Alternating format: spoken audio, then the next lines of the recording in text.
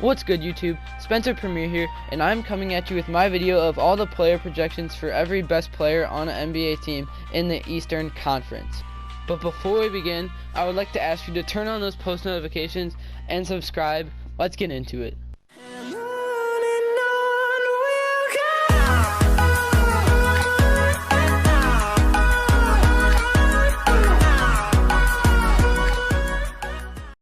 Starting with the Atlanta Hawks, I have Trey Young. I think he is going to go from an 84 overall to an 86 overall. This is because he averaged 19 points a game and 8 assists per game in his first season, and he has a lot of talent as a young player. So that is why I have him at 86 overall. Next up, we have the Boston Celtics and Kemba Walker. With the Boston Celtics recently losing Kyrie Irving, they had to pick up a new point guard, so they decided to sign all-star Kemba Walker. He averaged 25 points and 6 assists last year, so this was a good pickup for the Boston Celtics. I have Kemba Walker going from an 88 overall to an 89 overall next year. With the Brooklyn Nets recently signing Kyrie Irving and Kevin Durant, they are in a really good spot for the upcoming season. With that being said, I have Kevin Durant staying in the same overall he is at 96 because of his injury and how he might not be able to play most of the season. So that is why he is a 96 overall for next year. This was really opinionated, but 2K gave it the highest overall, and that is Jeremy Lamb. He averaged 15 points last year, which isn't that bad. I don't see him going up in overall, but I think he will stay at 81 overall. Zach LaVine is a young, explosive athlete who has won the dunk contest before. I think he is going to be rapidly improving throughout the years, and this year I think he is going to be put as an 87 overall. He's going to be moving up 1 overall from 86 to 87. Now, I know Kevin Love's not the best player anymore because he's past his prime and all the injuries, but I would have picked Colin Sexton for this, but Kevin Love is still the best player on the team until he gets traded. But I have Kevin Love staying at an 85 overall. This could have gone either way, Andre Drummond or Blake Griffin, but because of injuries, I chose Andre Drummond. Blake Griffin is hurt a lot, and Andre Drummond is an OG Piston. He's been there his whole career, so I'm going to pick Andre Drummond. They both have the same overall, but I have Andre Drummond going from an 87 overall to an 88 next year because of how good he is, and I think he will be an all-star too. Last year, Victor Oladipo had a season-ending injury. This year, I think he's going to bounce back, though, and I think he's going to bounce back enough to move up 2 overalls from an 87 to an 89.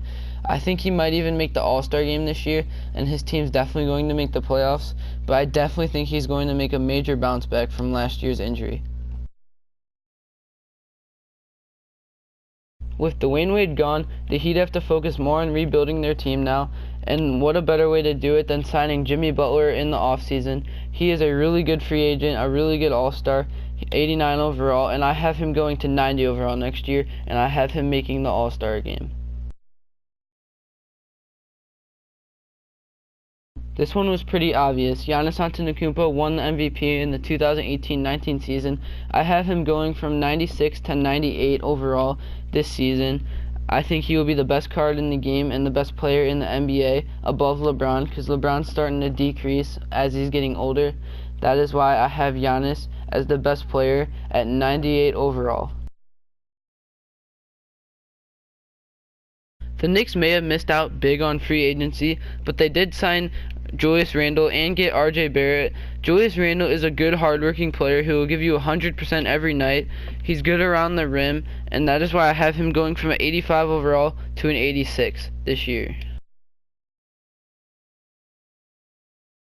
Nikola Jokic is an under-the-radar all-star who is 88 overall. I think he's going to go all the way to 90 overall next year once more people realize who he is, how good he is. He was under the radar this year, not talked about that much, but that is why I think he's going to go to a 90 overall for the Magic. Joel Embiid is clearly the best player on the 76ers now in front of Ben Simmons. Because of this, I think he is going to go from a 93 overall to a 95. He's one of the most dominant players in the league now, and pretty soon I think he's going to be top 3 or top 5-ish.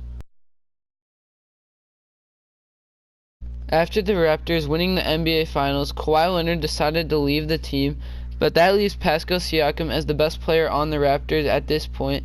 I think he will go up from an 85 overall to an 87 next year with how he played in the season. So we'll see what happens, but that's what I think is going to happen. They might even trade him at some point, but right now he is the best player on the Raptors during their rebuild mode. With the John Wall injury, Bradley Beal is the best player on the Wizards. This is opinionated. John Wall is an 89 overall. Bradley Beal is only an 88, but because of the injury, I think Bradley Beal is the best player. And John Wall takes up a lot of salary cap space, and the Wizards are waiting for it to be over so they have some more salary cap for the off seasons. But right now, Bradley Beal is the best player at 88 overall, and I think he's going to go to 89 overall next season.